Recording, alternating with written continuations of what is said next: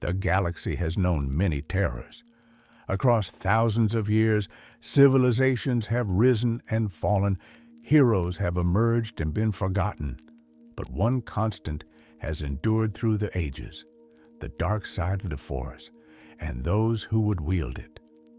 Tonight, we journey through the complete history of the Sith Lords, those beings who embraced the shadows, who sought power above all else, and who shaped the destiny of the galaxy through their ambition and their rage.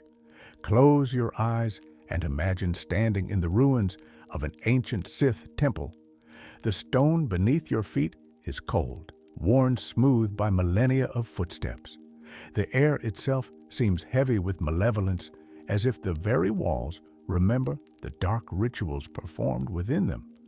This is where our story begins, not with a single individual, but with an ideal, a philosophy that would corrupt and consume some of the most powerful Force users the galaxy has ever known.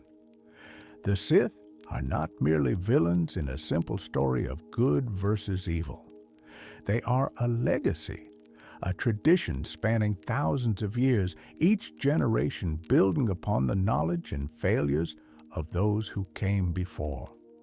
To understand the Sith is to understand that power, in its rawest form, is neither good nor evil. It simply is. What matters is how that power is wielded and what price one is willing to pay to obtain it. Throughout galactic history, the Jedi have positioned themselves as guardians of peace and justice, servants of the light side of the Force.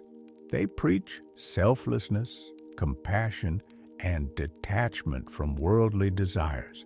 But there have always been those who questioned this path, who saw in the Force not a call to service, but an invitation to dominance. These individuals discovered that emotion, passion, and even hatred could unlock abilities the Jedi deemed forbidden. They learned that the dark side offered power beyond measure to those brave enough or foolish enough to grasp it. The Sith did not begin as the organized order we know from the films. Their origins lie in schism and rebellion, in the fracturing of the Jedi Order itself. Around 7,000 years before the Battle of Yavin, a group of Jedi grew dissatisfied with the limitations placed upon them by the Jedi Council. These rogue Jedi delved into forbidden knowledge, experimenting with the dark side of the Force in ways that horrified their former brothers and sisters. This faction broke away in what historians call the Second Great Schism, and in doing so, they set in motion events that would echo through millennia. These fallen Jedi did not simply leave peacefully. They waged war against the Jedi Order for 100 years in a conflict known as the 100-Year Darkness. They created abominations through Sith alchemy, twisted creatures born from their experiments with the Force. They believed that conflict was the natural path to power, that strength could only be forged through struggle, and that weakness deserved to be culled. Eventually, they were defeated and exiled from Republic space. Cast into the unknown regions, these dark Jedi discovered a world called Korriban, home to a primitive species known as the Sith. These red-skinned humanoids possessed a natural connection to the dark side, though they understood it only as magic. The exiled dark Jedi used their powers to subjugate the Sith people, presenting themselves as gods. Over time, the human dark Jedi intermarried with the native Sith species, and the strongest among them, Ajunta Pall, declared himself the first Dark Lord of the Sith. The fallen Jedi had found their new identity. They were no longer rogue members of the Jedi Order. They were Sith Lords. This is where the true legacy begins. On Korriban and the nearby world of Zeost, the early Sith Empire established itself, building massive temples and training new generations in the ways of the dark side. Their society was built on a simple principle: power is everything. The strong ruled, the weak served or perished. Competition was encouraged, but rebellion against the Dark Lord meant death. This created a civilization where treachery and ambition were not just accepted, but expected, where every Sith was constantly testing themselves against others, growing stronger through conflict or falling to those more powerful. The ancient Dark Lords, masters of a forgotten age. For 1,000 years after their establishment on Korriban, the Sith Empire grew in isolation from the Republic. Without the Jedi to oppose them, they expanded their control to neighboring star systems, built academies to train new generations, and developed new applications of dark side power that would have been inconceivable to the Jedi. Their architecture reflected their philosophy: towering, imposing structures designed to inspire fear and awe in all who beheld them. During this long period of expansion, several Sith Lords rose to such prominence that their names have echoed through history, even into the modern era. These ancient Sith were not constrained by the rule of two that would later define the Order. They ruled openly, commanding vast territories and armies, their power limited only by their ambition and the inevitable challenges from younger, hungrier Sith seeking to take their place. Among these legendary figures was Naga Sadow, an ambitious Sith Lord who believed the Empire should expand aggressively into new territories. His rival, Ludo Kresh, argued for consolidation of existing power rather than risky expansion. Their conflict came to a head at the funeral of the previous Dark Lord, Marka Ragnos, who had ruled the Sith for over a century through cunning manipulation rather than raw power alone. Ragnos understood that the greatest threat to any Sith Lord came not from external enemies, but from ambitious underlings. He channeled that ambition, setting rivals against each other, ensuring they were too busy fighting one another to challenge him. It was a lesson future Sith Lords would take to heart. When Ragnos died, Sadow and Kresh dueled before the assembled mourners at the funeral, each claiming the right to succeed him. Legend tells that the spirit of Ragnos himself appeared, warning them that their actions threatened everything the Sith had built. The duel ended without a clear victor, but the succession crisis was far from resolved. Fate intervened when a Republic ship accidentally dropped out of hyperspace in Sith territory. The Darrigan siblings, Gav and Jory, were explorers seeking new trade routes. Instead, they discovered an empire built on darkness. Naga Sadow saw opportunity in these unexpected arrivals.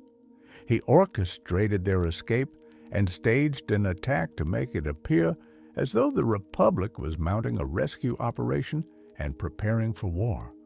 This false flag convinced enough Sith Lords to support Sadow as the leader they needed in this moment of crisis.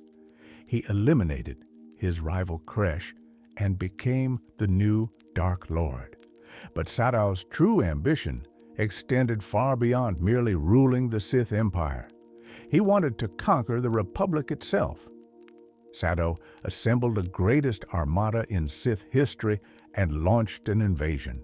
He was a master of Sith sorcery, using battle meditation to create illusions that made his fleet appear far larger than it actually was. The Republic had no warning when Sith forces attacked dozens of worlds simultaneously. For a time, it seemed as though the Sith would overwhelm the Republic through sheer terror and the Republic's lack of preparedness. But wars rarely follow predictable paths. The Jedi rallied, learning to counter Sith sorcery and developing tactics to neutralize their dark side advantages. The turning point came when Gav Darrigan, whom Sadow had been training, witnessed the brutality of the Sith assault on his home systems. His loyalty wavered, and in a moment that would change the course of the war, he infiltrated Sadow's meditation sphere and attacked the Dark Lord. Breaking Sadow's concentration shattered the illusions, maintaining the appearance of a massive fleet. Republic defenders suddenly realized many of the ships they faced were phantoms. The revelation spread quickly, morale surged, and the Republic launched a massive counteroffensive. Sadow ordered a retreat, but when he returned to Sith space, he found Ludo Kresh had survived their earlier encounter and seized control of the homeworlds. Civil war erupted at the worst possible moment. As Sith fought Sith, the Republic fleet arrived, bringing the full might of the Jedi Order to Korriban itself. Caught between pursuing enemies and a civil war, Sadow made a desperate gamble. He fled to the Denari binary star system and used forbidden techniques to trigger a supernova, destroying pursuing ships and creating enough chaos to escape. With just a handful of loyal Massassi warriors, he fled to the remote jungle moon of Yavin IV, where he went into hiding, a fallen Dark Lord reduced to a refugee. Back in Sith space, the Republic showed no mercy. They systematically attacked and destroyed every Sith stronghold they could find. Korriban, Ziost, and other core Sith worlds fell one by one. The native Sith species, already reduced in numbers through interbreeding, were decimated. The grand temples and academies that had stood for a millennium were reduced to rubble or abandoned to the desert sands. The year 5000 before the Battle of Yavin marked the collapse of the first great Sith civilization. The Republic and Jedi believed they had eliminated the Sith threat forever. Historical records from this period refer to the complete extinction of the Sith Order. But the dark side is not so easily extinguished. Unknown to the Republic, one Sith Lord had neither joined Sadow's invasion nor fallen in the subsequent assault. His name was Vitiate, and he would prove to be perhaps the most terrifying Sith Lord to ever exist. During the chaos of the Great Hyperspace War, Vitiate remained hidden, watching as the Empire crumbled. When defeat became inevitable, he sent out a call to the surviving Sith Lords, promising them salvation and a way to escape Republic hunters. Hundreds of remaining Sith answered his summons, gathering on the planet Nathema. Vitiate promised a ritual to save them all. It was a lie more terrible than anything Naga Sadow had orchestrated. Once the Sith Lords were assembled, Vitiate enacted a ritual of extraordinary scale and horror. He linked all the Sith Lords in a dark side network and drained their life essence completely. In a single moment, he killed every living being on Nathema. Not just the Sith Lords, but every plant, every animal, every microbe. The ritual granted Vitiate extraordinary power and virtual immortality, sustaining his life for centuries beyond a normal lifespan. It also severed the planet's connection to the Force itself, turning Nathema into a void that Force sensitives would instinctively avoid. With his newfound power, Vitiate gathered the surviving Sith who had not been part of his ritual. Around 4,900 years before the Battle of Yavin, he led this remnant into the unknown regions of the galaxy, far beyond Republic space. They settled on Droman Kaas, a world shrouded in constant storms.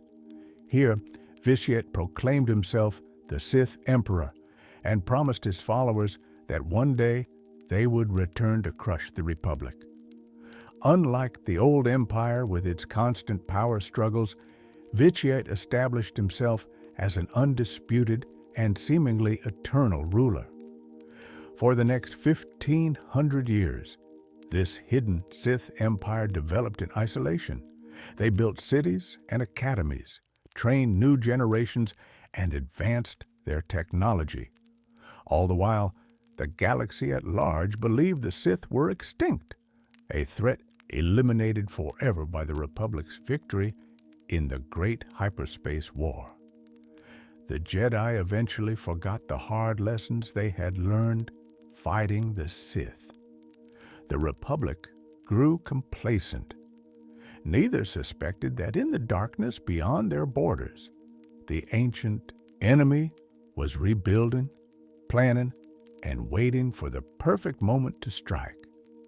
The legacy of these ancient Sith Lords, from Ajunta Pall to Naga Sadow to the terrifying Vitiate, established patterns that would repeat throughout Sith history.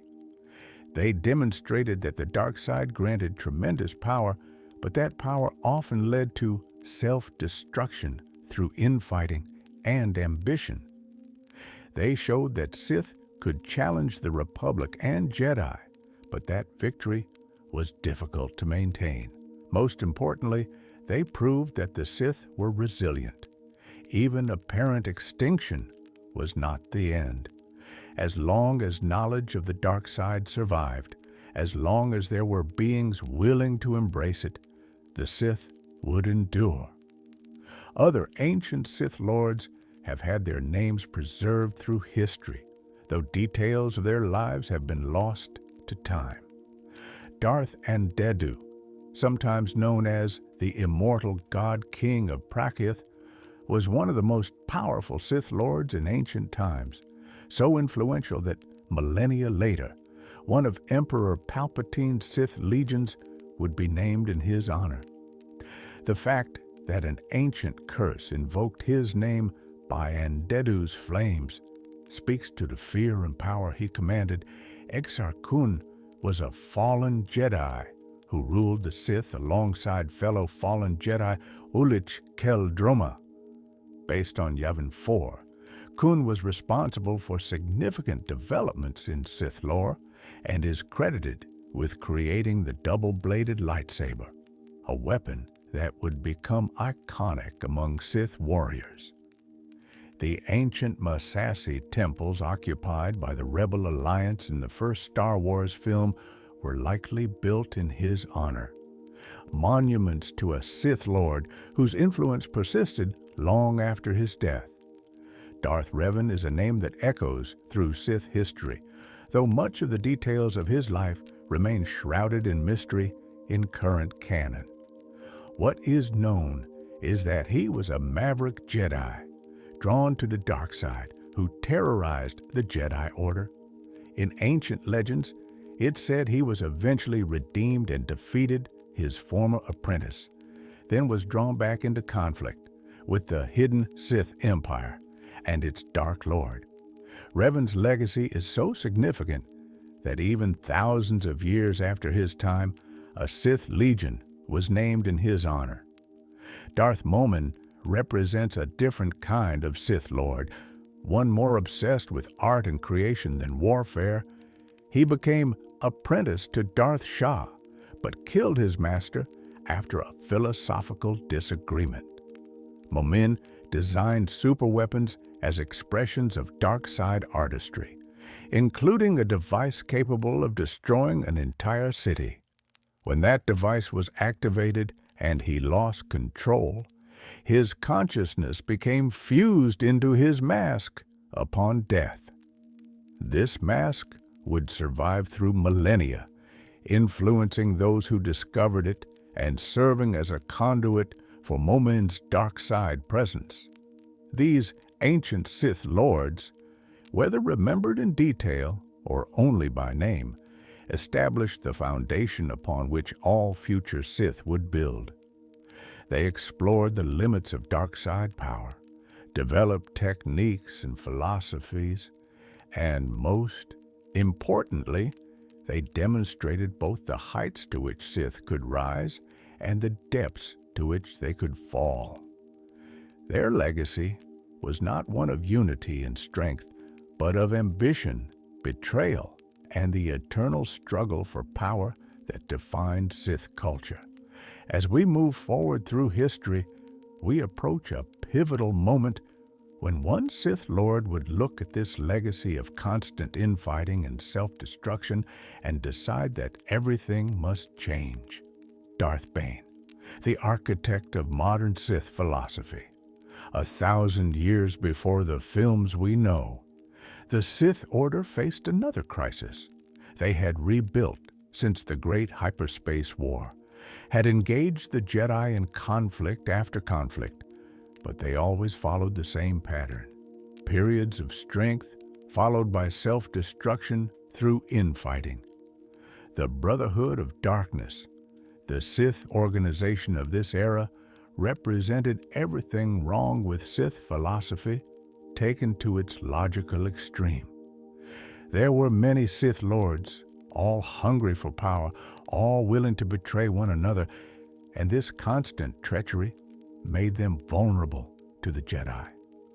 During the Battle of Ruusan, a battle that would mark the end of an era, one Sith Lord watched and understood. His name was Dessel, but history would remember him as Darth Bane. He was born on the mining world of Apatros, the son of an abusive father who called him the bane of his existence. That name stuck, and Dessel eventually lived up to it in ways his father could never have imagined. Using his latent connection to the Force, young Bane subconsciously killed his father in his sleep. After killing a Republic Navy ensign in self-defense, he fled and joined the armies of the Brotherhood of Darkness. At the Sith Academy on Korriban, Bane excelled. He studied the archives, learning the history of the Sith and the teachings of ancient Dark Lords. But as he learned, he also observed. He saw how the current generation of Sith had strayed from the principles that made the ancient Sith powerful. They squabbled over trivial matters. They shared power when power should be concentrated. Most damning of all, their constant infighting weakened them to the point where the Jedi could defeat them. Bane came to understand a fundamental truth. The Sith's greatest enemy was not the Jedi. It was themselves. As long as there were many Sith competing for power, they would remain their own worst enemy. The solution, Bane realized, was radical. During the 7th Battle of Ruusan, Bane took action that would be considered the ultimate betrayal by any measure. He betrayed the Brotherhood of Darkness to the Jedi, allowing the Republic to send critical reinforcements. He helped ensure that Lord Khan, the leader of the Brotherhood, unleashed a thought bomb, an ancient Sith technique that killed every Force-sensitive being in range, friend and foe alike. The explosion wiped out the Brotherhood of Darkness and many Jedi. But Bane survived. He had positioned himself away from the blast radius, and he had planned for this moment. In the aftermath of the battle on the abandoned battlefield of Ruusan, Bane encountered a young Force-sensitive girl named Zannah. She had been brought to Ruusan by the Jedi, but had been separated from them and left to survive on her own. When Bane found her, he sensed her potential in the Force and, more importantly, the anger burning within her. She did not back down from him. She proclaimed herself a killer. Bane was impressed. He took Zannah as his apprentice and began teaching her a new philosophy. No longer would there be armies of Sith competing for power. No longer would the Sith reveal themselves openly to be hunted by the Jedi. From this point forward, there would be only two, a master to embody power, and an apprentice to crave it. This was the rule of two, and it would govern the Sith for the next 1,000 years. The logic behind the rule of two was elegant in its simplicity. With only one master and one apprentice, there would be no infighting, no wasted energy on internal conflicts.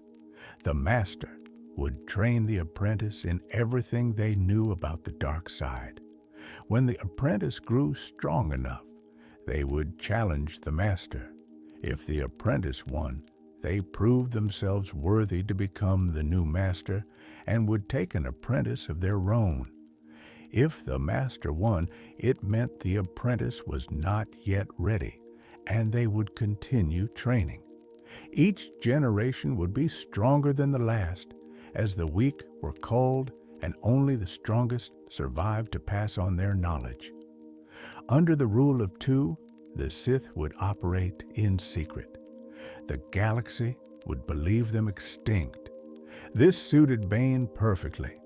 Let the Jedi think they had won. Let the Republic grow complacent.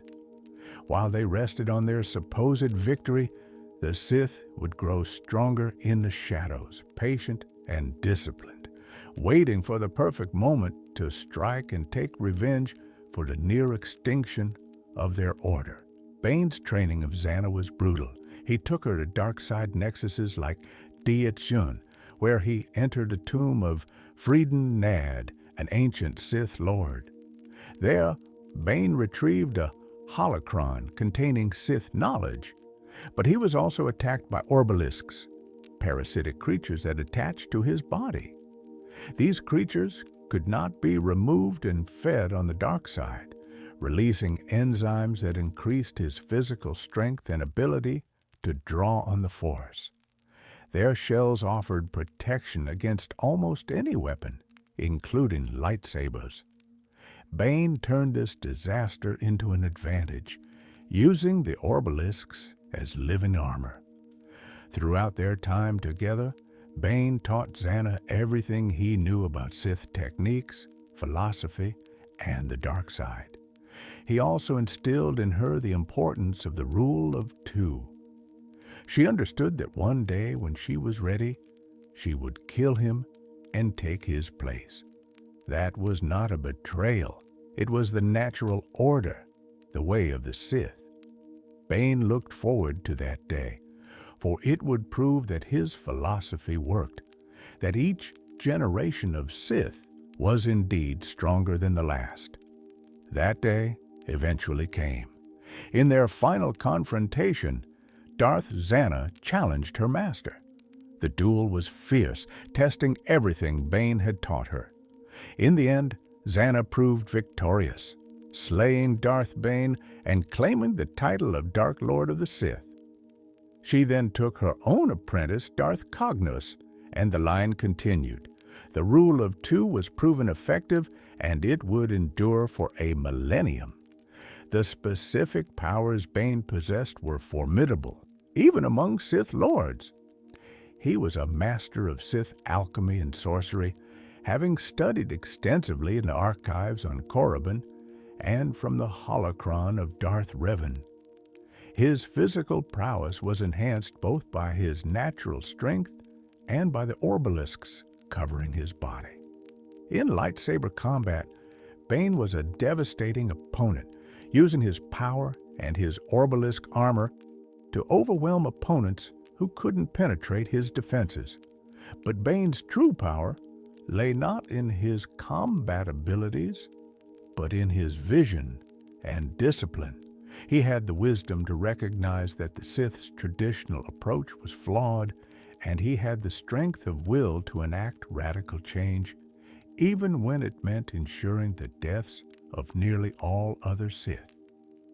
He understood that true power required patience, that revenge served cold after 1,000 years was still sweet revenge.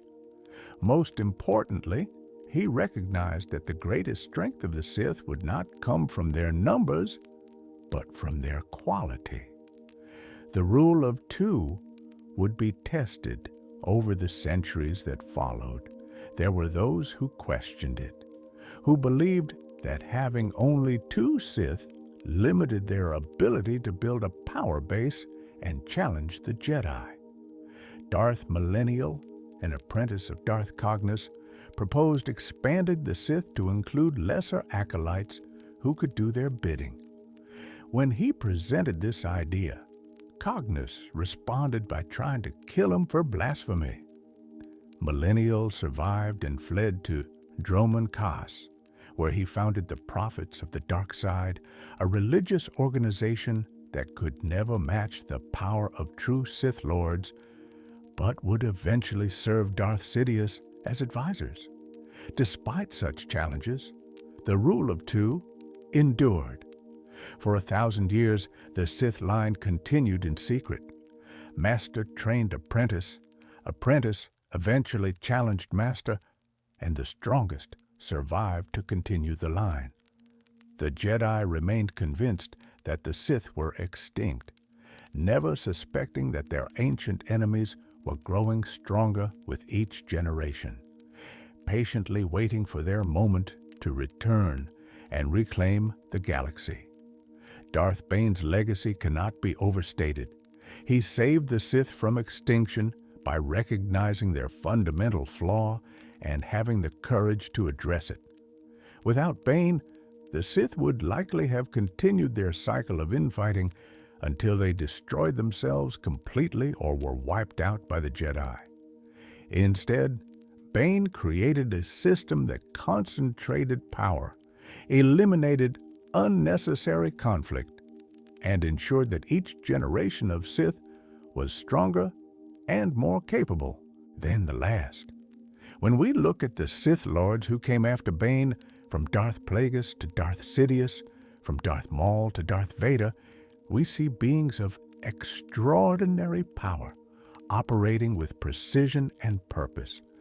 They manipulated galactic politics, orchestrated wars, destroyed the Jedi Order, and ruled the galaxy. None of that would have been possible without Darth Bane's rule of two.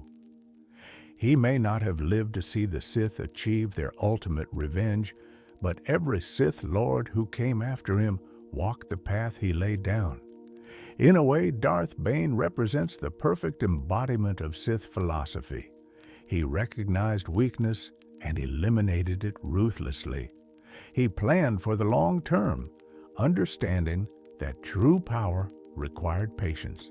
He established a system where only the strong survived and the weak were cold. And perhaps most telling of all, he understood that sometimes the greatest act of power is knowing when to step back, when to reform everything from the ground up rather than trying to prop up a failing system. When Yoda encountered the spirit of Darth Bane on the planet Moraband during the Clone Wars, the ancient Sith Lord appeared as a fiery specter, a reminder of the rage and power that defined him. Even as a Force ghost, Bane's presence was formidable, and his legacy lived on in every Sith Lord who followed the rule of two.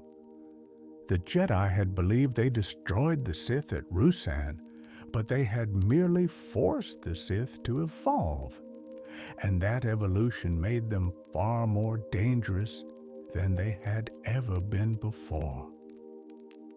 The Master of Life and Death. As the Sith line continued through the centuries under the rule of two, knowledge accumulated. Each master passed on everything they knew to their apprentice, and each apprentice added their own discoveries before passing it all to the next generation.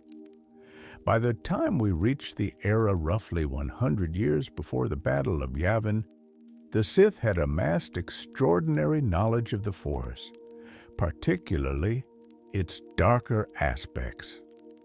This brings us to one of the most legendary and mysterious Sith Lords, Darth Plagueis the Wise. Plagueis was a moon, a species known for their skill in banking and finance.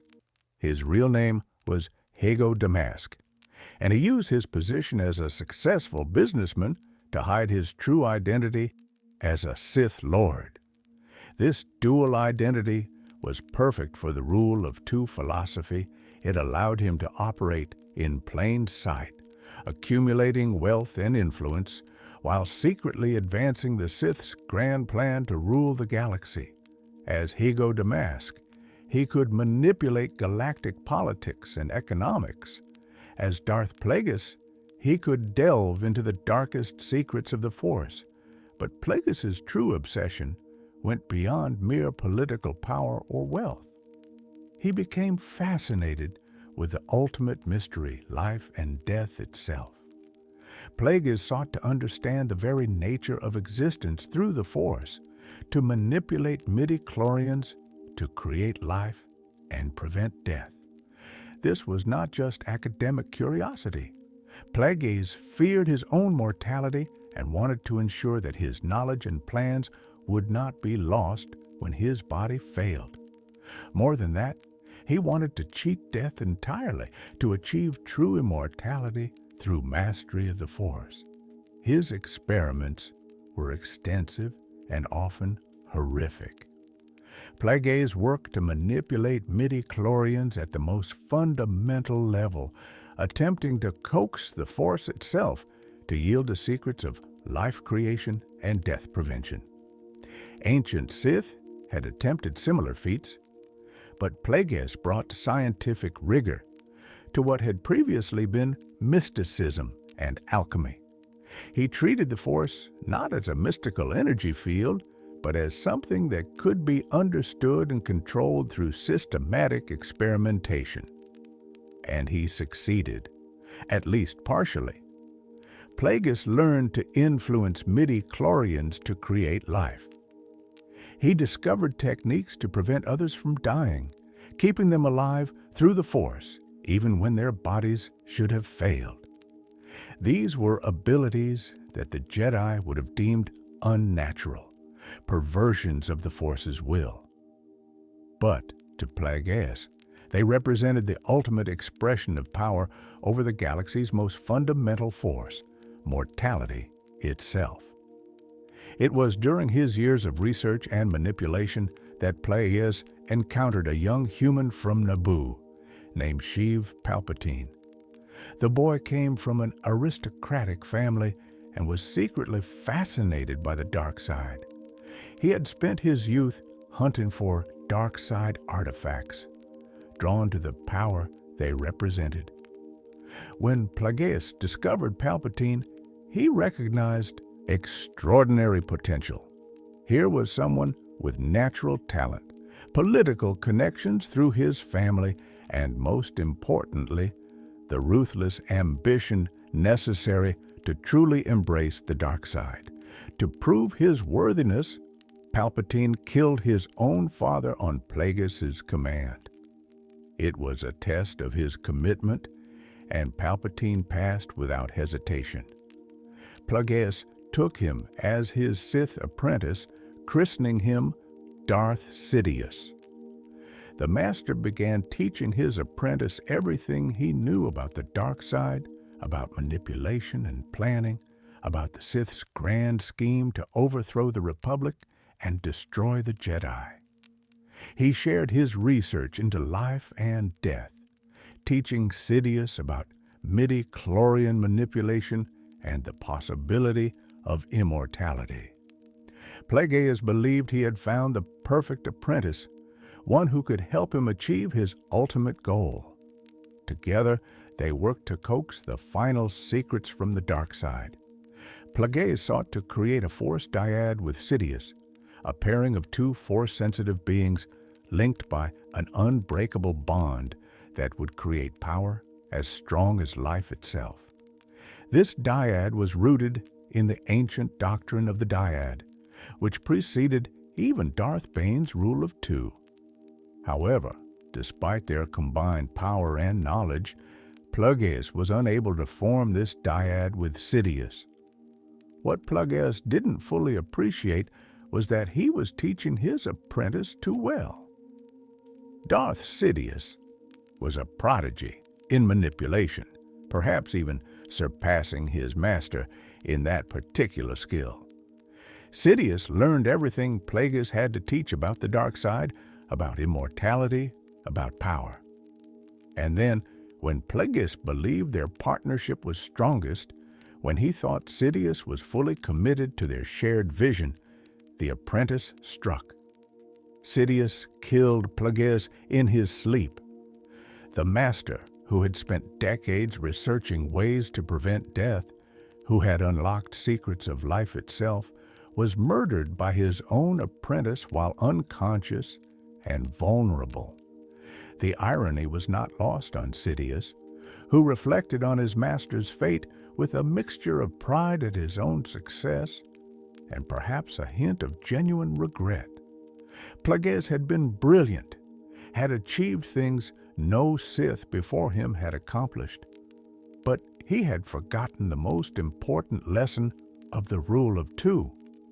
Trust your apprentice to become strong enough to kill you, but never assume they will wait until you're ready. Despite this betrayal, or perhaps because of it, as betrayal was the way of the Sith Plagueis' legacy endured, everything he had learned he had passed to Sidious.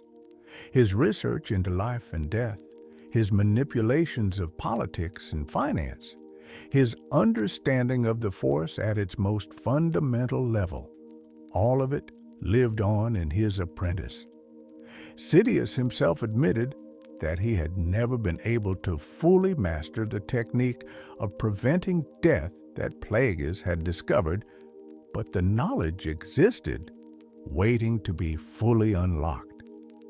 Years later, Sidious would use his knowledge from Plagueis' teachings to tempt Anakin Skywalker to the dark side. He told Anakin the story of Darth Plagueis, describing him as so powerful and so wise that he could influence midi-chlorians to create life and prevent people from dying. He could save people he cared about from death. The tragedy, Sidious told Anakin, was that Plagueis taught his apprentice everything he knew, and then the apprentice killed him in his sleep. Sidious presented this as a tragedy, a lesson about the dark side's power and its price. But the story served multiple purposes. It was a lure, offering Anakin hope that he could save Padme from the death he had foreseen in his visions. It was also a warning, a reminder that the dark side demanded everything and offered no guarantees. And perhaps on some level, it was Sidious's way of honoring his master, of acknowledging that Plagueis had come closer than perhaps any Sith before him to achieving ultimate power over life and death. Plagueis' influence on the Sith grand plan extended beyond his research. He was instrumental in setting up the creation of the clone army that would eventually become the backbone of Palpatine's rise to power. Plagueis manipulated events to ensure that a clone army would be created for the Republic. Though he planned for it to be under Sith control, he used his wealth through Damask Holdings to finance the project and manipulated Jedi Master Sifo Dyas into placing the Order with the Kaminoan cloners, all without the Jedi Council's knowledge or authorization. In terms of pure Force power, Plagueis was among the most formidable Sith Lords to ever live. His mastery of the dark side was so complete that he could manipulate the very building blocks of life. He possessed all the standard Sith abilities: telekinesis, Force lightning, mind manipulation, and precognition. But his true genius lay in his understanding of the Force itself, not just as a tool to be wielded, but as something that could be understood, analyzed, and ultimately controlled at the most fundamental level. Plagueis also trained Sidious in patience and planning. Unlike some Sith who sought immediate gratification of their ambitions, Plagueis understood that the Sith's revenge required centuries of preparation. He and Sidious worked together to manipulate galactic politics, setting the stage for events that would unfold decades after Plagueis' death. The invasion of Naboo, the Clone Wars, the fall of the Republic, the destruction of the Jedi Order, all of these had roots in plans laid by Plagueis and Sidious together. The nature of Plagueis' death reflects one of the Rule of Two's inherent strengths and weaknesses. The rule ensured that each generation of Sith was stronger than the last, because the apprentice only became master by proving they could defeat their predecessor. But it also meant that the Sith were always vulnerable to betrayal from within. Plagueis was powerful enough to manipulate life and death, but he could not prevent his own death at the hands of an apprentice he had trained too well. Some have speculated about whether Plagueis truly understood the risk he was taking by teaching Sidious so much. Did he know his apprentice was ready to strike, or did he genuinely believe they would continue working together toward their shared goals? The truth is lost to history, known only to Sidious himself. What we do know is that Plagueis' death came not in glorious battle, not in a confrontation where master and apprentice tested their skills against each other, but in sleep, vulnerable and unaware. This manner of death might seem ignominious for such a powerful Sith, but in a way, it is perfectly fitting for the Sith philosophy. The Sith prize power above all else, and Sidious demonstrated that he had the power to defeat his master. The method didn't matter. What mattered was that the stronger Sith survived, and Plagueis, for all his research into preventing death, had failed to prevent his own. Yet Plagueis' legacy lived on. When Sidious eventually died at the Battle of Endor, his consciousness was preserved, transferred to a clone body on Exegol through techniques that certainly drew on Plagueis' research. When Sidious returned decades later during the events of the Rise of Skywalker, when he sought to possess Rey's body through essence transfer, he was using dark side techniques that had their roots in Plagueis' work on life and death manipulation.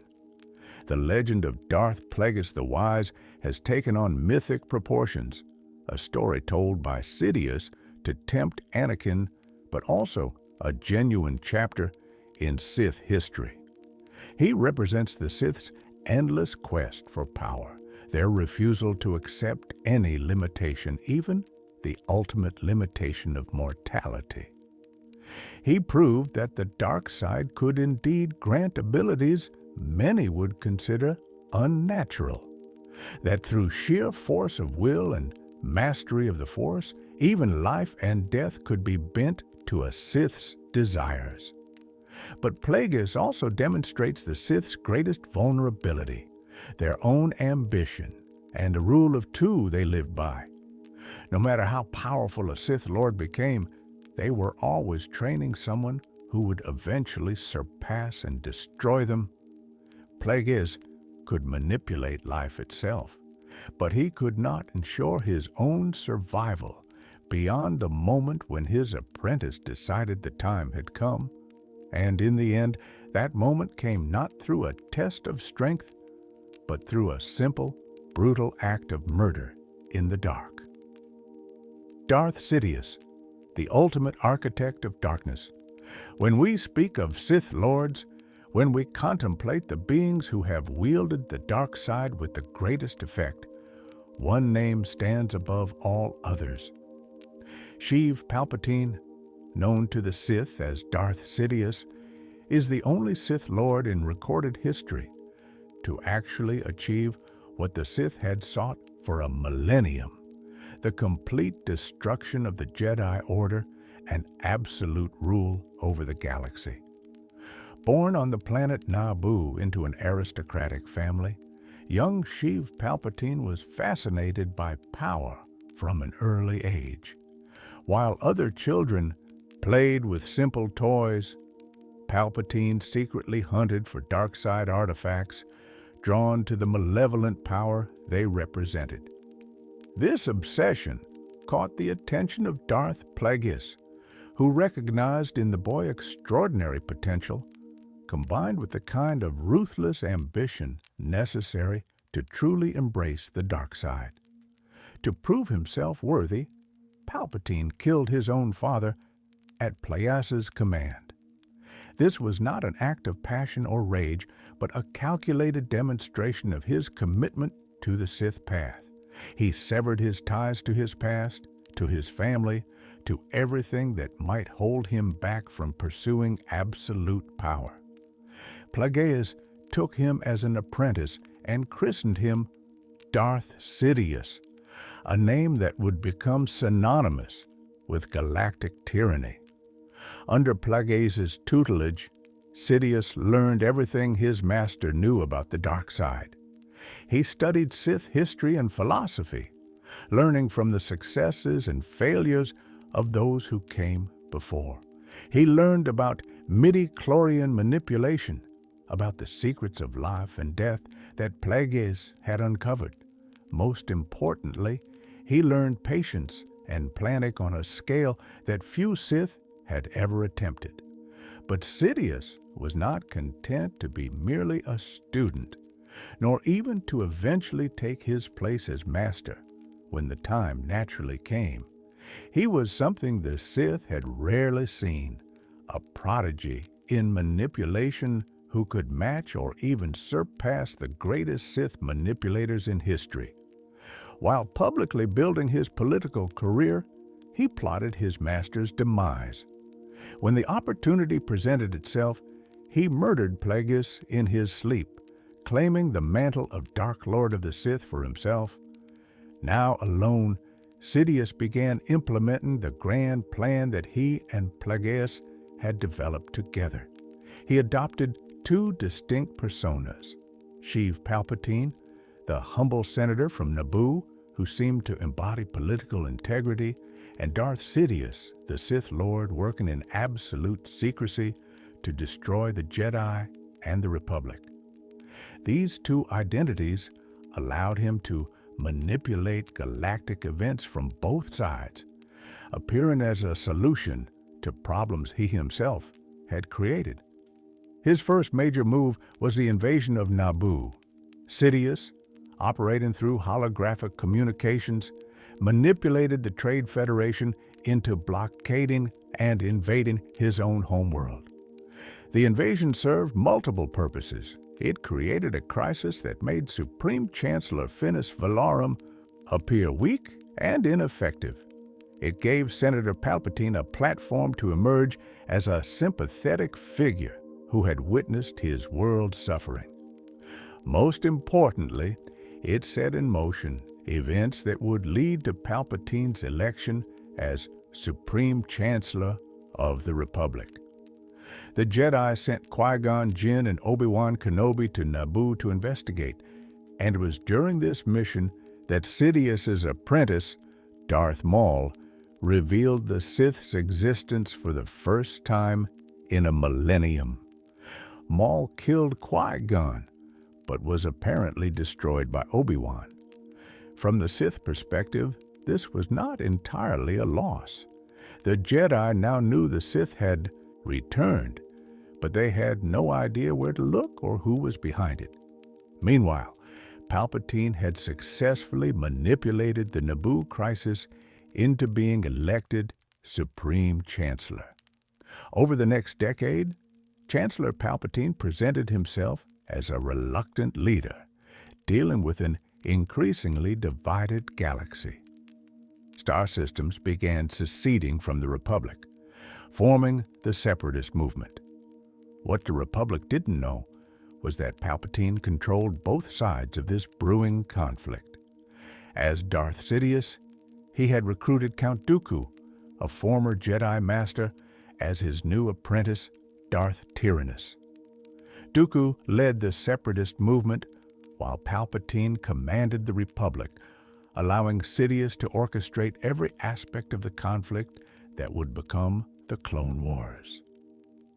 The Clone Wars themselves were a masterstroke of Sith planning. Sidious had arranged for a clone army to be created in secret for the Republic, paid for with Sith funds and programmed with hidden directives. When war broke out, the Republic suddenly had an army ready to deploy. The Jedi, who had served as peacekeepers for 1,000 generations, found themselves serving as generals in a galactic war. This was exactly what Sidious wanted. The Jedi stretched thin across the galaxy, away from Coruscant, unable to detect his dark side presence as they were surrounded by death and violence that clouded their ability to see through the Force. Throughout the war, Palpatine steadily accumulated emergency powers. Each crisis, each setback in the war gave him justification to expand his authority. The Senate, frightened and desperate for victory, granted him power after power, authority after authority.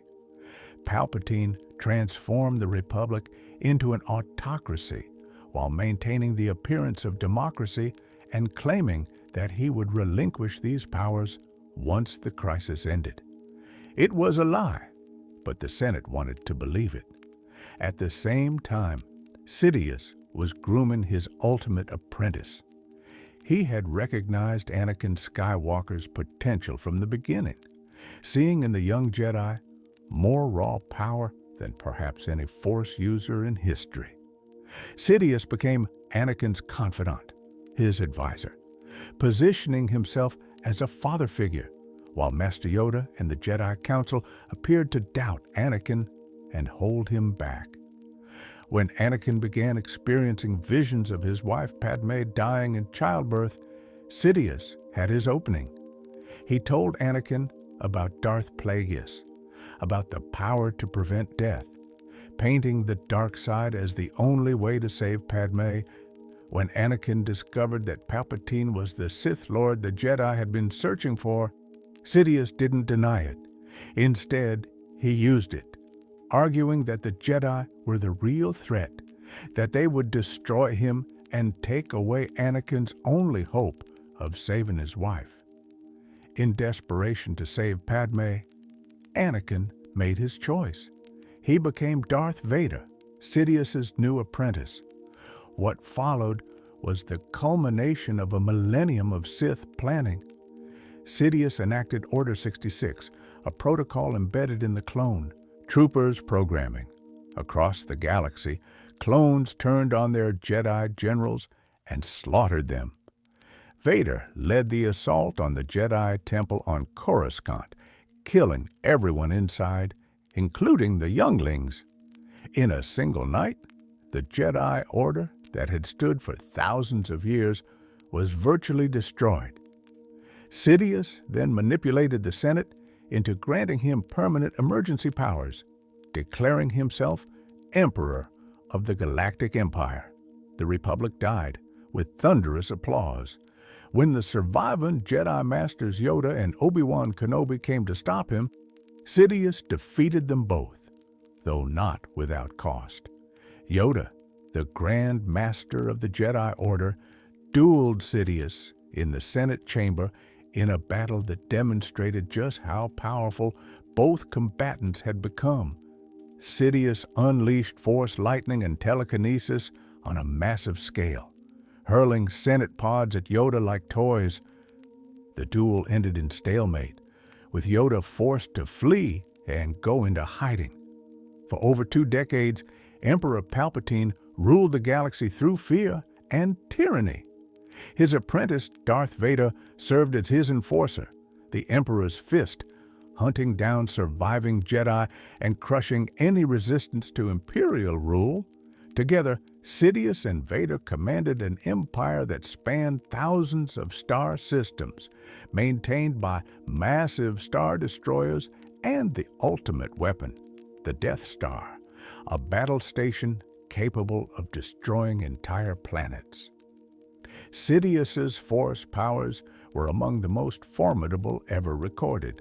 His mastery of Force lightning was unparalleled, able to unleash torrents of electrical energy powerful enough to kill normal beings instantly and even bend lightsaber blades. He could use the Force to conceal his dark side presence so completely that he could stand in the same room as Jedi Masters, including Yoda himself, without them sensing what he truly was. This ability to hide in plain sight was perhaps his most useful power, allowing him to orchestrate the Sith's revenge while the Jedi never suspected. His telekinetic abilities were extraordinary, demonstrated during his duel with Yoda when he casually hurled massive Senate pods weighing tons. He could use the Force to probe minds, reading thoughts, and even communicating over vast distances. Sidious was a master of Sith alchemy and ancient rituals, having studied techniques that dated back to the earliest days of the Sith. He could manipulate fire through pyrokinesis, could transfer his essence from one body to another, and possessed knowledge of arcane Sith powers that most Jedi didn't even know existed. In lightsaber combat, despite his preference for Force powers, Sidious was extraordinarily skilled. When Mace Windu and 3 other Jedi Masters came to arrest him, Sidious killed 3 of them in seconds, moving faster than they could react. His duel with Windu was fierce and only ended when Anakin intervened. Against Darth Maul and his brother Savage Opress, Sidious demonstrated such overwhelming superiority that he defeated both simultaneously, playing with them like a cat with mice before killing Savage and capturing Maul. But for all his power, Sidious made mistakes rooted in overconfidence. He believed he could turn Luke Skywalker to the dark side, as he had Luke's father. He underestimated the bond between father and son. When Luke refused to kill Vader in hatred and proclaimed himself a Jedi, Sidious responded by torturing him with Force lightning. But this torture awakened something in Vader that Sidious had thought long dead: compassion, love, the light side of the Force that still existed in Anakin Skywalker. Vader grabbed Sidious and threw him into the Death Star's reactor shaft. The Emperor, the being who had destroyed the Jedi Order and ruled the galaxy for decades, died at the hands of his own apprentice. It seemed like the end of the Sith, the end of Darth Bane's line that had survived for 1,000 years through the rule of 2. But Sidious had prepared for even this possibility. Using techniques he had learned from Plagueis' research into life and death, combined with ancient Sith rituals, Sidious transferred his essence before his body was destroyed. His consciousness moved to a clone body on the hidden Sith world of Exegol, where his followers, the Sith Eternal Cult, had been preparing for his return. The body was imperfect, unable to contain his power, slowly decaying, but it allowed Sidious to survive. For over 3 decades, Sidious remained on Exegol, building his final order, a massive fleet of star destroyers, each equipped with planet-destroying weapons. He created Supreme Leader Snoke, a puppet through which he could manipulate the First Order and turn Ben Solo, grandson of Anakin Skywalker, to the dark side. When the time was right, Sidious announced his return to the galaxy, proclaiming that his reign would begin again. During the Battle of Exegol, Sidious discovered something unprecedented. Rey and Ben Solo formed a Force dyad, the very thing Plagueis had sought to create. Their bond was strong enough that Sidious could drain its power to restore his decaying body. But Rey, empowered by the spirits of all the Jedi who had come before, turned Sidious's own power against him.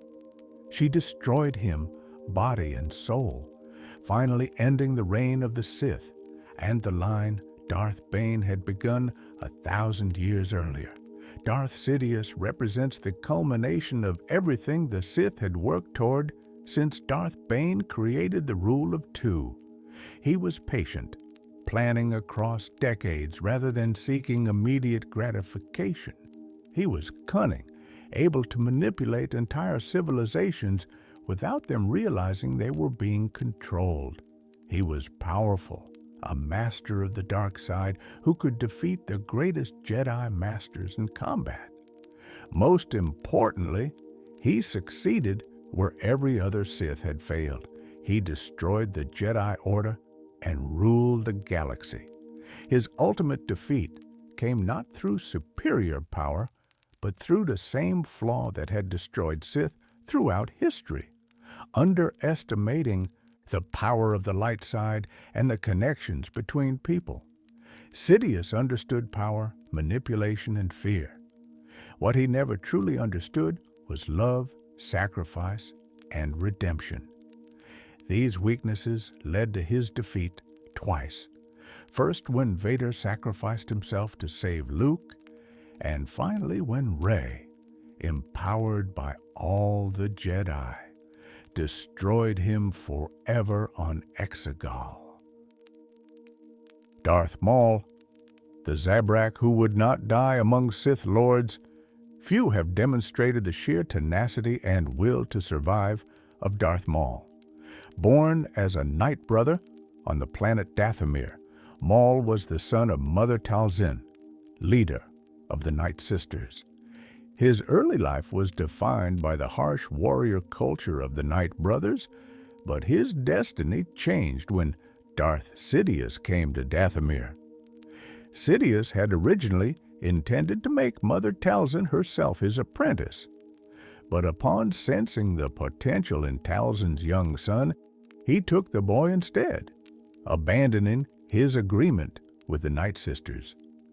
Sidious renamed the child Maul and subjected him to brutal training designed to forge him into the perfect weapon. From the age of 3, Maul was trained in acrobatics, running along walls and performing somersaults. His training took place across various planets with different gravitational fields, building his physical capabilities beyond normal limits.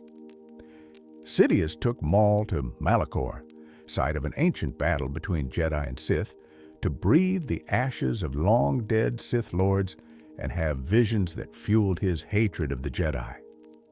The training was relentless and often sadistic. Sidious didn't just want a powerful apprentice. He wanted an assassin who could operate in absolute secrecy while the Sith prepared for their ultimate revenge. Maul was taught to move without sound, to cloak himself in the Force to become invisible to his enemies, to kill efficiently and without mercy. He mastered multiple forms of lightsaber combat, including Juyo, the most aggressive and unpredictable style, and Ataru, which used the Force to enhance acrobatic movements. But Sidious's vision for Maul was ultimately limited. While training him to be lethal, Sidious deliberately held back certain teachings, never fully initiating Maul into the deeper secrets of the Sith. In Sidious's grand plan, Maul was a tool, an assassin, to be used when needed, but not a true successor. This limitation would later rankle Maul, who believed himself a true Sith Lord even after Sidious replaced him. Maul's moment came during the invasion of Naboo. For the first time in 1,000 years, a Sith would reveal himself to the Jedi. On Tatooine, Maul attacked Qui-Gon Jinn, and though the brief duel was inconclusive, it announced to the Jedi that the Sith had returned. Later, on Naboo, Maul confronted both Qui-Gon and his apprentice Obi-Wan Kenobi in the Theed Power Generator Complex. The duel showcased Maul's extraordinary abilities. Wielding a double-bladed lightsaber with devastating efficiency, he fought both Jedi simultaneously, driving them back through the generator complex. His acrobatic skills, combined with his aggressive fighting style, kept both Jedi constantly on the defensive. When force fields separated the combatants, Maul paced like a caged predator, eager to continue the battle. When the fields dropped, he struck immediately, catching Qui-Gon off balance and driving a lightsaber blade through the Jedi Master's torso. With Qui-Gon fallen, Maul turned his full attention to Obi-Wan. The young Padawan, enraged by his master's death, fought ferociously, but Maul's superior training and experience prevailed. He used the Force to push Obi-Wan over the edge of a melting pit, disarming him in the process. Maul stood over the pit, assured of victory, waiting for Obi-Wan to fall to his death or give up. It was a mistake born of overconfidence. Obi-Wan called Qui-Gon's lightsaber to his hand, leaped out of the pit, and in one fluid motion sliced Darth Maul in half at the waist. For any normal being, this would have been the end. Maul's bisected body fell into the melting pit, seemingly consumed. The Sith were once again believed to be extinct, or at least reduced to just one hidden master. But Maul refused to die. His hatred, his rage, his absolute refusal to accept defeat kept him alive through the Force. His shattered body was dumped on the junk planet Lotho Minor, where he survived by eating vermin and using the Force to construct crude spider-like legs from scrap metal to replace his severed lower body.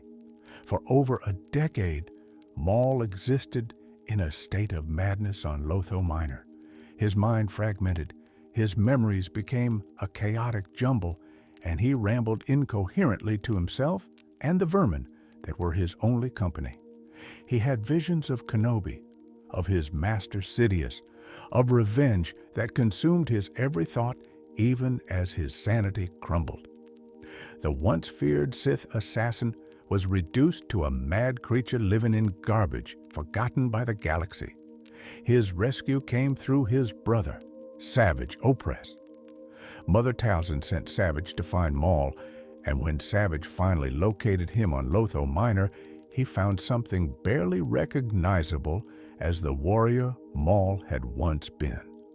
Savage brought Maul back to Dathomir, where Mother Talzin used her Night Sister magic to restore his sanity and give him new prosthetic legs to replace his crude spider limbs. The magic healed Maul's fractured mind, returning his memories and his sense of self. But Maul was changed. The years of suffering, the madness, the abandonment by his master, all of it had transformed him. He was no longer content to be merely an assassin for Sidious. Maul claimed his brother Savage as his own apprentice and declared that they were the true Sith, not Sidious, and his new apprentice, Count Dooku. This was technically a violation of the Rule of Two, but Maul no longer cared about Sidious's rules. He had been cast aside like garbage, and now he would forge his own path to power. Maul and Savage embarked on a campaign of terror and power gathering. They attacked various locations, drawing the attention of the Jedi. But Maul's true plan was more ambitious. He allied with Death Watch, a Mandalorian terrorist group, and together with the Black Sun Crime Syndicate, the Pike Syndicate, and eventually even the Hutt clan, Maul formed the Shadow Collective, a criminal empire that spanned multiple systems. Using the Shadow Collective, Maul orchestrated a takeover of Mandalore. He staged attacks that the Death Watch would then save people from, allowing Death Watch leader Pre Vizsla to position himself as a hero and take control of the planet. Once Vizsla had power, Maul challenged him to single combat for leadership, invoking ancient Mandalorian tradition. Maul killed Vizsla and claimed the legendary Darksaber, becoming the de facto ruler of Mandalore. This is when Maul's revenge became personal. He lured Obi-Wan Kenobi to Mandalore through the Jedi's secret love, Duchess Satine Kryze. In one of the cruelest acts of his entire life, Maul murdered Satine right in front of Obi-Wan, forcing the Jedi to watch helplessly as the woman he loved died in his arms. For Maul, this was payback for what Kenobi had taken from him on Naboo, not just his body, but his place as Sidious's apprentice and his whole future. But Maul's growing power had attracted the wrong kind of attention. Darth Sidious sensed his former apprentice's activities and recognized him as a threat to the Sith's grand plan.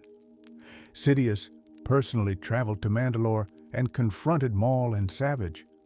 What followed was a demonstration of just how vast the gap was between Sidious's power and that of his former apprentice.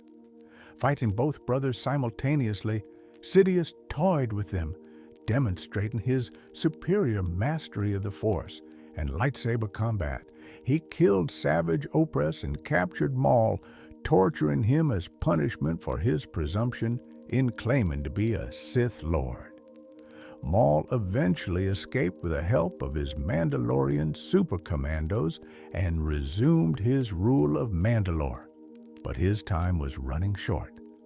The Grand Army of the Republic eventually came to Mandalore, and during the siege of Mandalore near the end of the Clone Wars, Maul was confronted by Ahsoka Tano, Anakin Skywalker's former Padawan.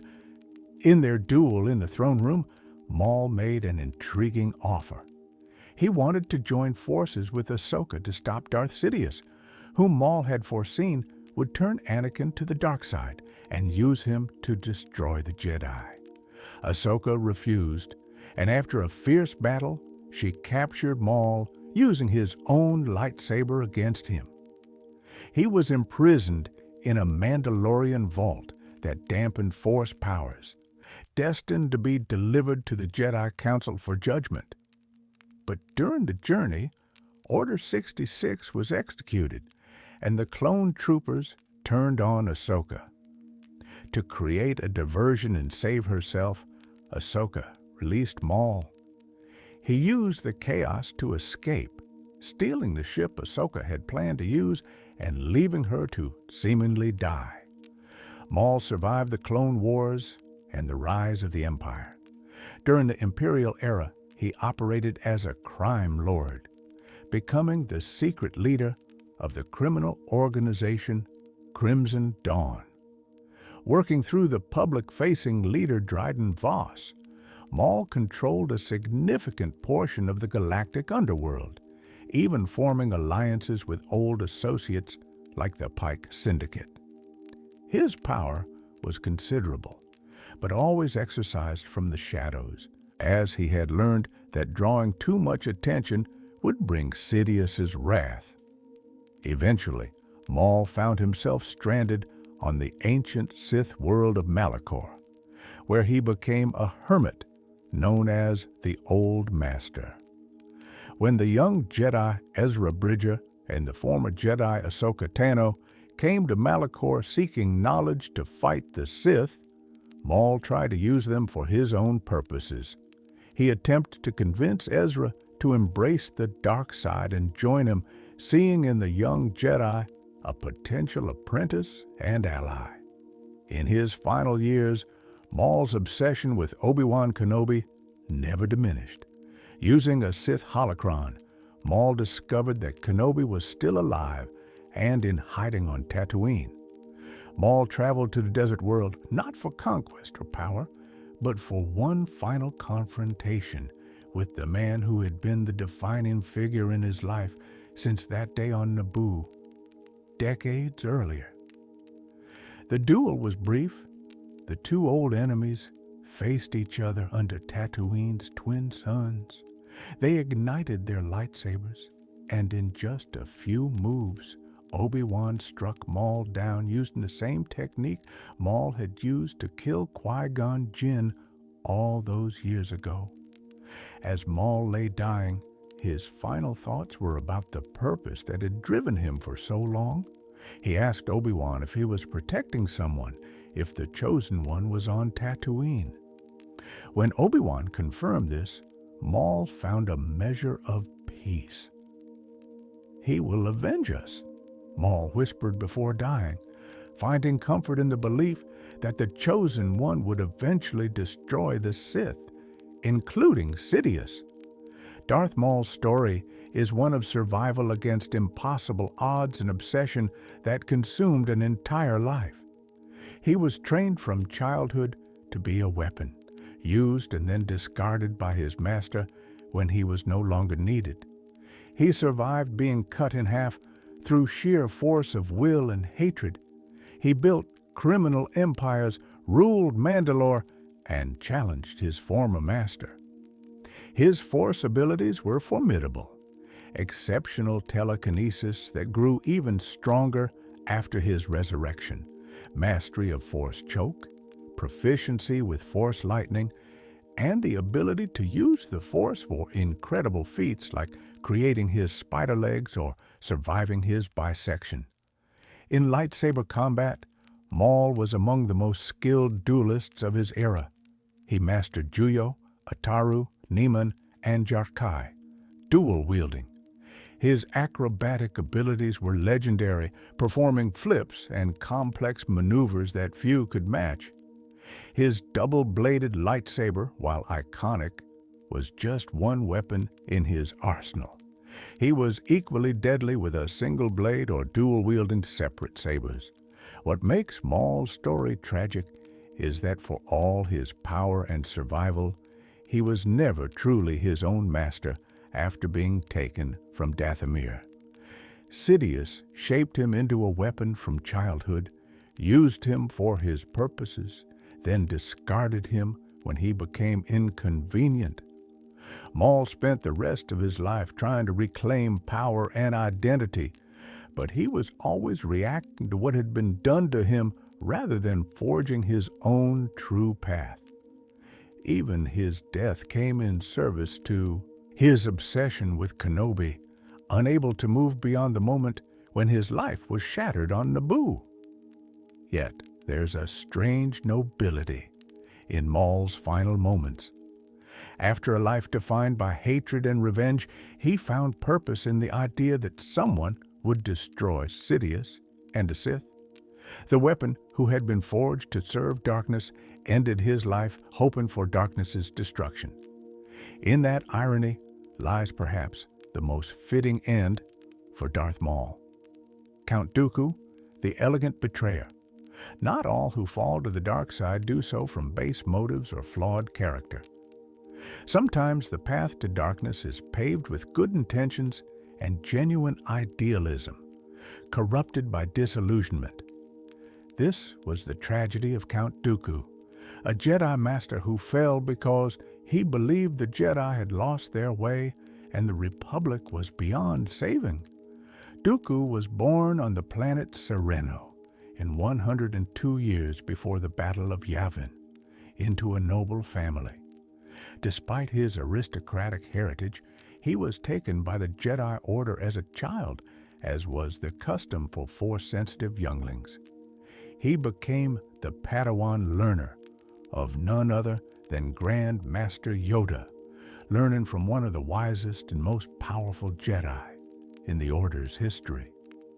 This connection to Yoda gave Dooku a privileged position within the Jedi, access to knowledge and training that elevated him to become one of the Order's finest members.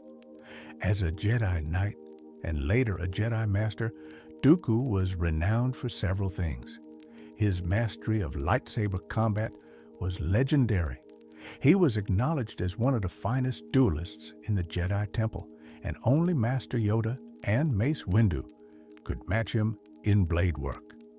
Dooku taught lightsaber techniques to students at the temple, his lessons sought after because of his reputation and skill. He specialized in Form 2, Makashi, the classical dueling form that emphasized precision, efficiency, and one-on-one combat. This elegant style suited Dooku's personality perfectly. Dooku trained his own Padawan, Qui-Gon Jinn, and their relationship was one of genuine affection and respect. Dooku saw great potential in Qui-Gon, appreciated his maverick nature even when it frustrated other Jedi Masters. Through Qui-Gon, Dooku was connected to the lineage that would include Obi-Wan Kenobi and eventually Anakin Skywalker, though he would meet the latter two as enemies rather than fellow Jedi. But as Dooku rose through the ranks of the Jedi Order, he became increasingly troubled by what he observed. The Galactic Senate was mired in corruption, with senators more interested in enriching themselves and maintaining bureaucratic power than in serving their citizens. The Jedi, in Dooku's view, had become complicit in this corruption by serving the Senate without question. When the Jedi were sent on missions that served political purposes rather than the cause of justice, when Jedi died because of political machinations, Dooku's disillusionment grew. The death of Qui-Gon Jinn on Naboo was a breaking point. Dooku's beloved former Padawan had warned the Jedi Council about the return of the Sith, but the Council had not acted decisively enough to protect him. Qui-Gon had died in battle with Darth Maul, a death that Dooku believed could have been prevented if the Jedi had not been held back by politics and bureaucracy.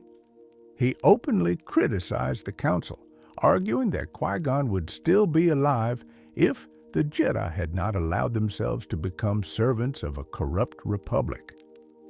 Shortly after Qui-Gon's death, another crisis demanded Dooku's attention. His sister Jenza contacted him from Sereno, pleading for help.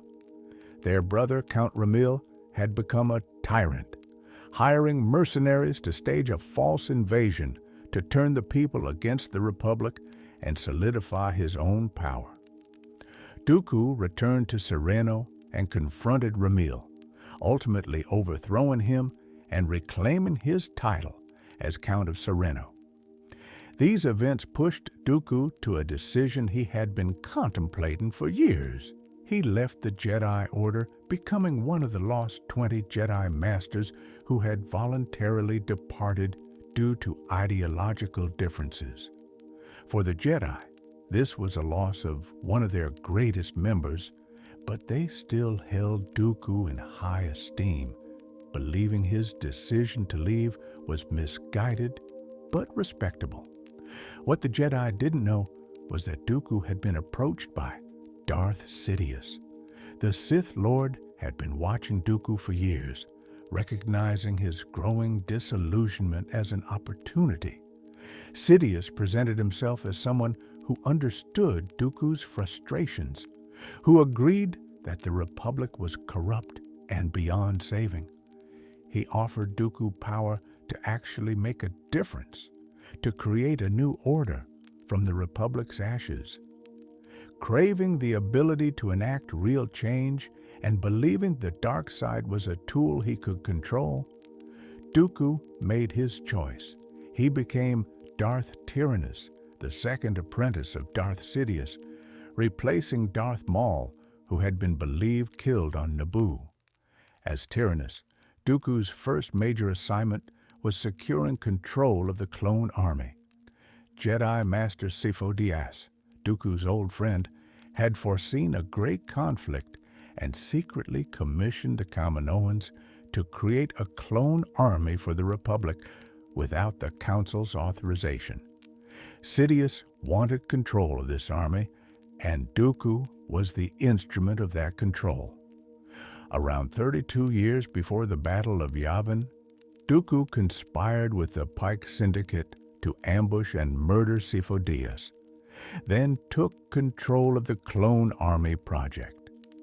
He recruited Jango Fett as the template for the clones and oversaw their creation, all while keeping this operation hidden from the Jedi. Over the next decade, Count Dooku became the public face of the separatist movement. He used his charisma, his reputation as a former Jedi Master, and his noble title to rally thousands of star systems to his cause.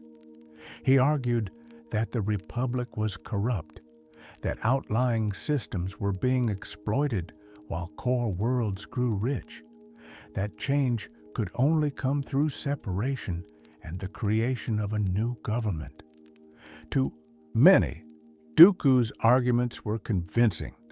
They didn't know he was a Sith Lord, or that the whole separatist movement was being orchestrated as part of Sidious's plan to take control of the galaxy.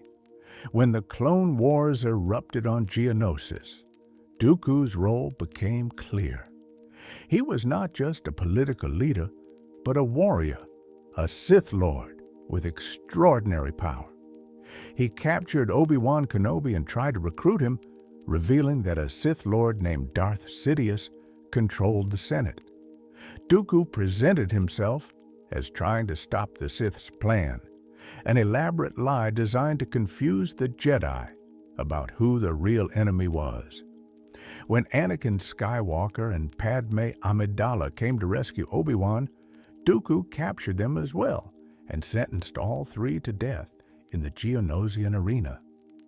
When the Jedi strike team arrived to rescue them, sparking the first battle of Geonosis, Dooku attempted to flee.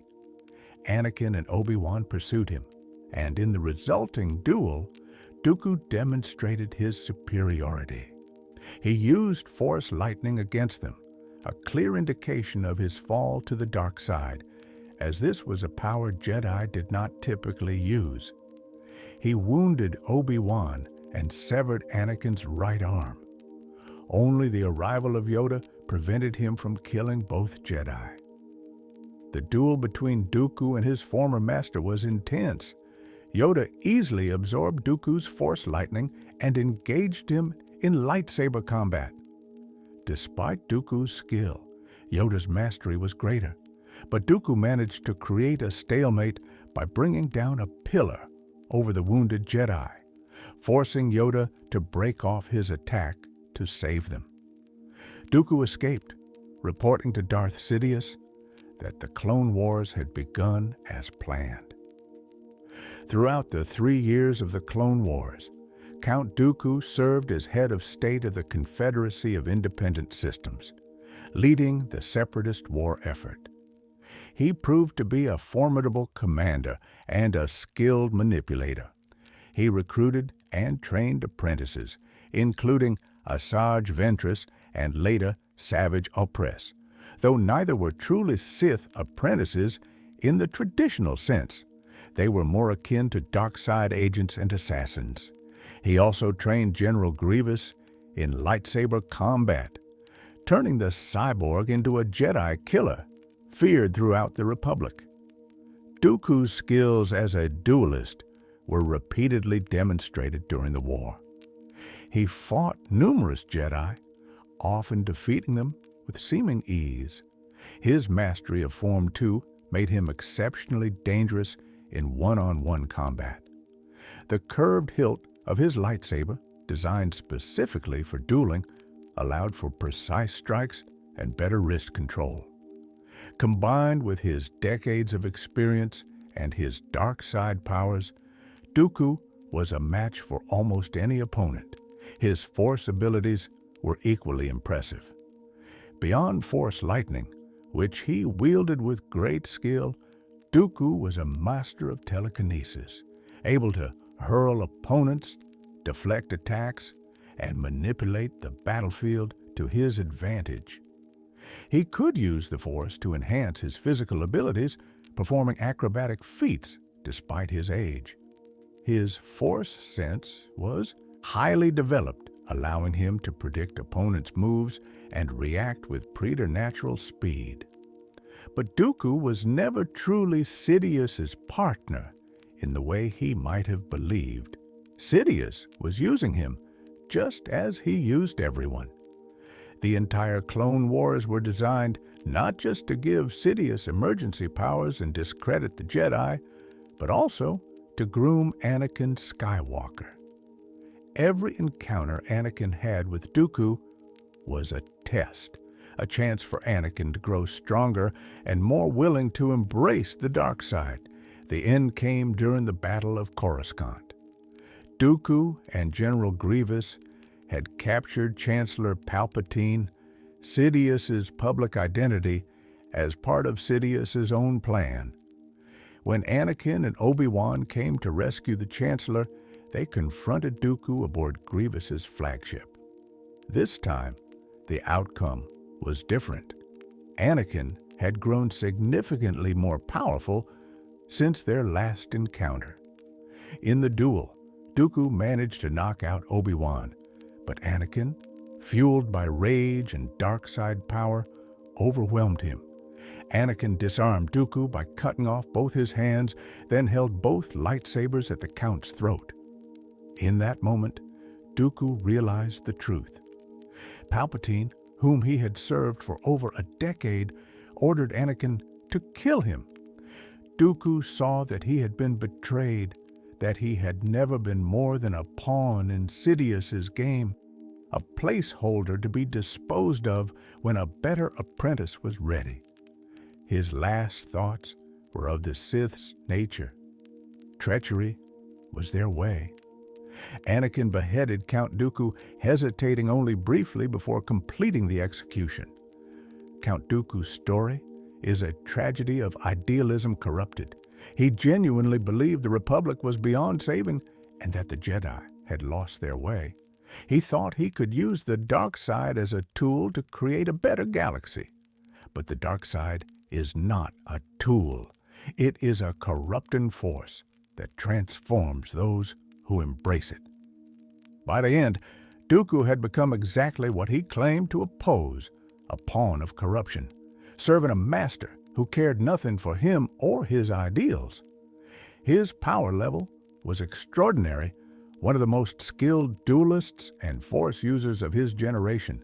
He could hold his own against Yoda, defeat multiple Jedi Masters, and command the respect and fear of an entire galactic army. Yet for all his power and skill, he was still just a piece in Sidious's grand game, discarded the moment he was no longer needed. The elegant Count, the idealistic Jedi Master turned Sith Lord, died on his knees with his hands severed, executed by the very apprentice he had been replaced by. It was a fitting end for a Sith, perhaps, but a tragic one for the man Dooku had once been. Darth Vader, the fallen chosen one. If any single individual story defines the Star Wars saga, it is Anakin Skywalker, the chosen one who became Darth Vader, the Dark Lord of the Sith who enslaved the galaxy for decades before finding redemption through his son's love. His story is the central thread of the Skywalker saga, and his time as Darth Vader represents the darkest period in galactic history. The prophecy of the Chosen One spoke of a being born of no father who would bring balance to the Force. Anakin Skywalker fulfilled the first part of this prophecy literally. He had no father, having been created by the Force itself through midi-chlorians in his mother Shmi's womb.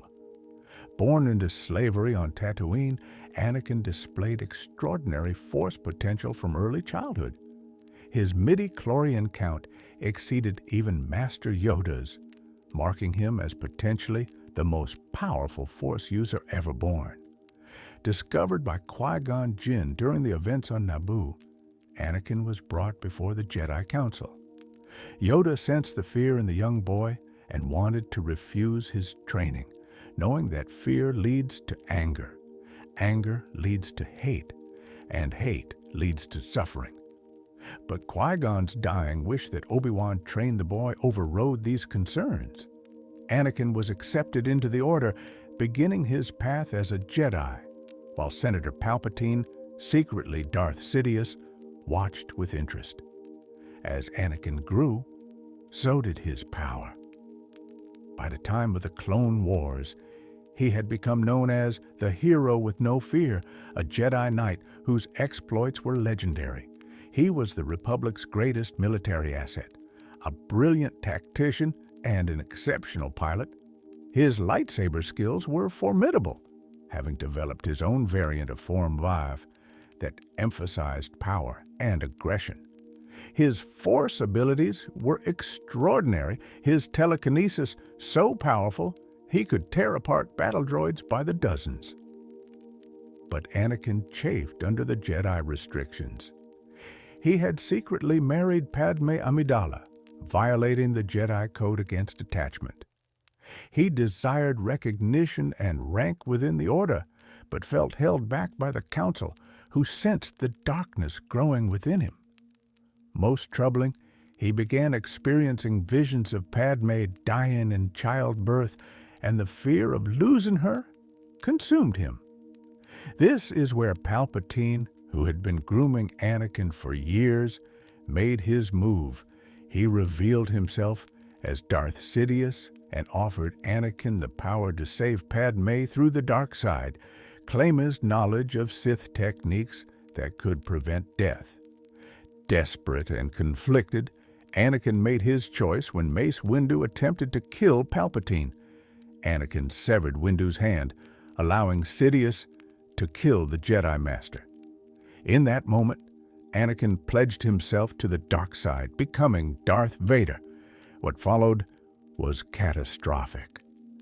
Vader led the assault on the Jedi Temple, slaughtering everyone inside, including the younglings. He then traveled to Mustafar to eliminate the Separatist leadership, completing Sidious' plan to end the Clone Wars and consolidate power. When Padme came to Mustafar, followed by Obi-Wan, Vader's paranoia and rage led him to force choke his pregnant wife. He then engaged Obi-Wan in a duel that would define both their lives. The duel on Mustafar was brutal and prolonged. Both combatants knew each other's fighting styles intimately from years of training and fighting together. They were evenly matched in skill, but Vader was blinded by rage and the dark side, making him predictable. When he attempted a maneuver from higher ground that Obi-Wan had anticipated, his former master struck, severing both legs and his remaining arm. Vader's burning body was left on the volcanic shore. Sidious arrived to find his new apprentice more dead than alive. He encased Vader in a life support suit of armor, fitted him with mechanical limbs, and gave him a helmet with breathing apparatus. The suit was deliberately uncomfortable, causing constant pain that fed Vader's connection to the dark side. The breathing sound the armor made would become one of the most feared sounds in the galaxy. Anakin Skywalker was dead. Only Darth Vader remained, or so everyone believed. Vader was told that in his rage he had killed Padme, though in truth she had died in childbirth after giving birth to twins, Luke and Leia, who were hidden from their father and the Emperor. Believing he had lost everything, having no knowledge his children survived, Vader committed himself fully to the Empire and the dark side. For over 20 years, Darth Vader served as the Emperor's enforcer. He commanded the Imperial military, led the Inquisitorius in hunting surviving Jedi, and ruthlessly crushed any opposition to the Empire. Planets trembled at the news of his arrival. Entire rebel cells were wiped out by his personal intervention. He was the symbol of imperial power, more feared than even the Emperor himself by much of the galaxy. Vader's powers in the armor were subject to debate.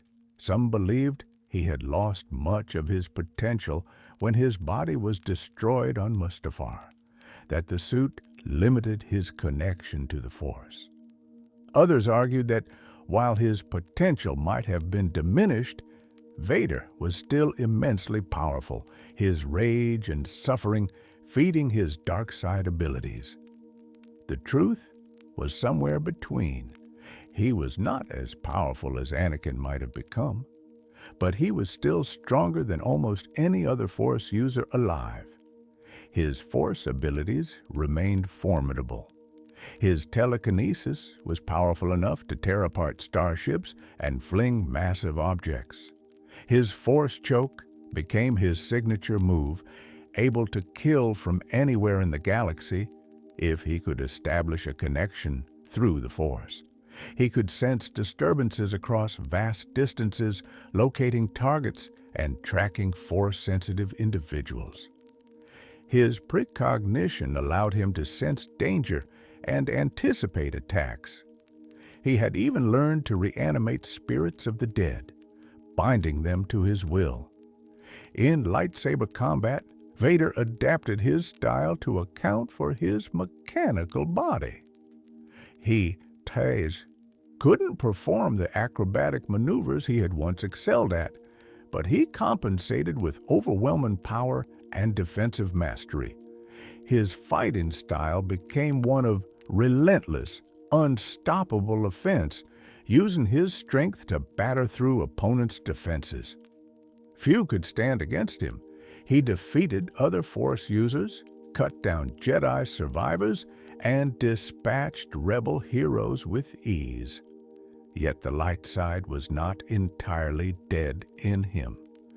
When Luke Skywalker destroyed the Death Star at the Battle of Yavin, Vader sensed something familiar in the Force. He eventually learned the truth. His son had survived. For the first time since becoming Vader, he had something to care about beyond the dark side and the Empire. He wanted to find Luke, to turn him to the dark side, to rule the galaxy with his son at his side and overthrow the Emperor. The confrontation on Bespin was their first true meeting as father and son. Luke had been training as a Jedi, but he was no match for Vader's power and experience. Vader brutalized Luke, using the environment as a weapon and demonstrating the gulf between them in skill. When he severed Luke's hand, mirroring what had happened to him years earlier, Vader revealed the truth. He was Luke's father. The revelation shattered Luke's understanding of himself and his place in the galaxy. Over the following year, both Luke and Vader prepared for their inevitable final confrontation. When it came aboard the second Death Star over Endor, Vader found himself caught between his master and his son. Luke, now a more mature Jedi, appealed to the good still in his father. Vader claimed it was too late for him, but uncertainty had crept in. The Emperor, sensing this weakness, tried to kill Luke with Force lightning. In that moment, watching his son being tortured to death by Sidious, something awakened in Vader that had been dormant for decades. Anakin Skywalker. The father's love overcame the Sith's rage. Vader grabbed the Emperor and threw him into the reactor shaft, finally fulfilling the prophecy by destroying the Sith and bringing balance to the Force. The act cost him his life. Sidious's lightning had damaged his life support systems beyond repair. In his final moments, Vader asked Luke to remove his helmet so he could see his son with his own eyes, not through the mask's lenses. Luke obliged, and father and son shared a moment of peace before Anakin Skywalker died, redeemed at last. His Force spirit was preserved by his former mentors Obi-Wan and Yoda, a final act of compassion from the Jedi he had destroyed. Darth Vader's legacy is complex. He destroyed the Jedi Order, killed countless innocents, and enslaved the galaxy under tyrannical rule for over 2 decades. His name became synonymous with terror and oppression. Yet he also fulfilled the prophecy of the Chosen One, destroying the Sith and bringing balance to the Force. His story is one of fall and redemption, of the dark side's seductive power and the light side's capacity to reclaim even the most fallen soul. His power level was among the highest ever recorded, even diminished by his injuries and encased in armor. He remained one of the most dangerous beings in the galaxy.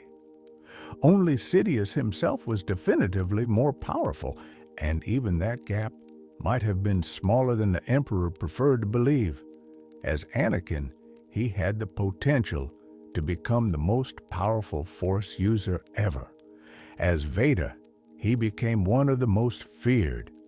What makes Vader's story resonate is its humanity. Beneath the armor and the fear, beneath decades of darkness, there remained a man who had once been good, who had loved and been loved. That core of humanity, preserved by love for his son, ultimately redeemed him. In the end, Darth Vader served the light side more effectively by his redemption and sacrifice than he ever served the dark side through conquest and terror.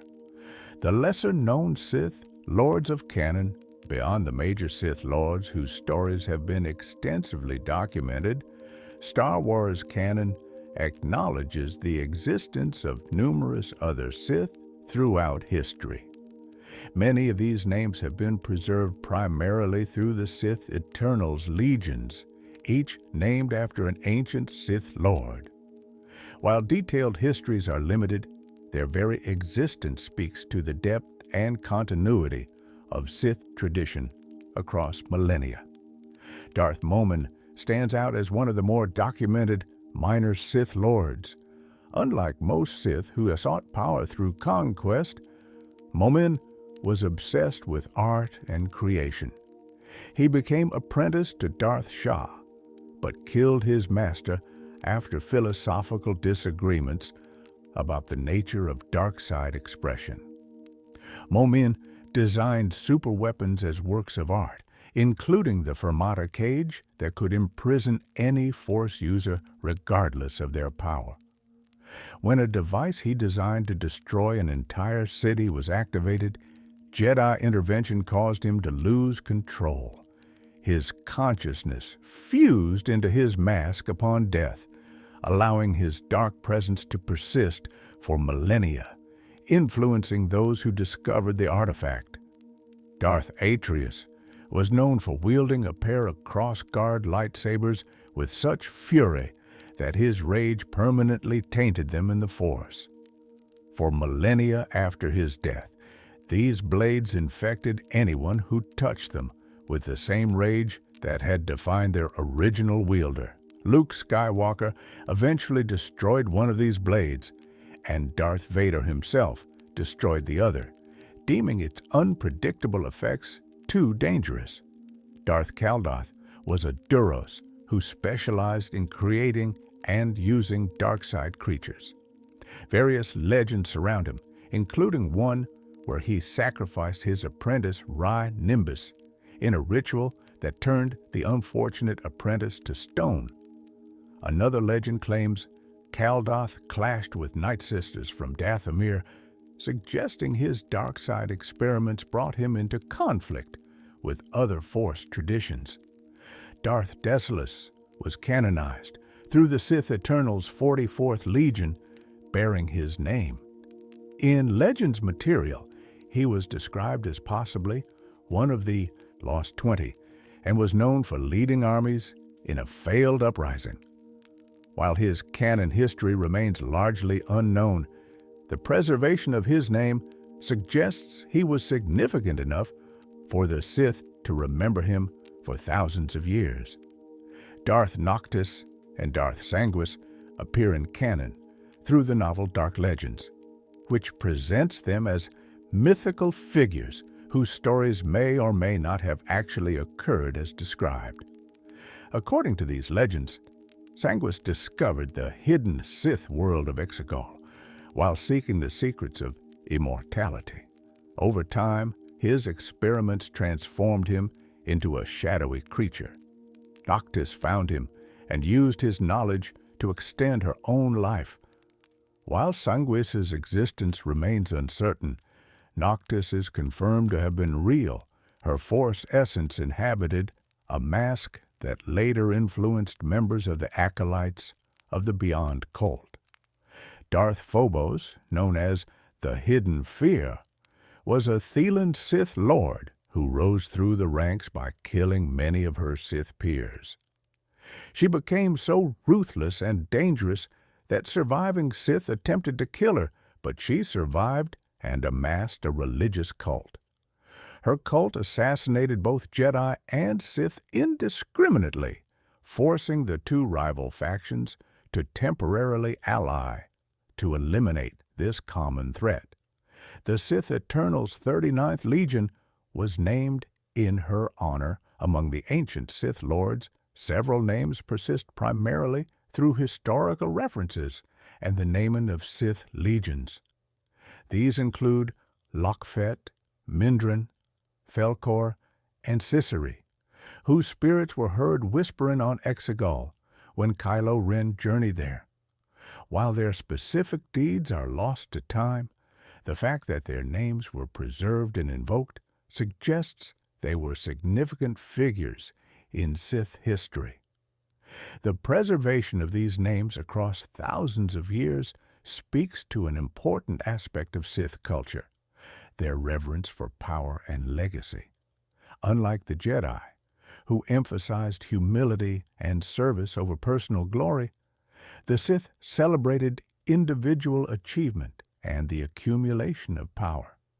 Each Sith Lord who achieved greatness became part of the tradition, their name a reminder to future generations of what could be accomplished through the dark side.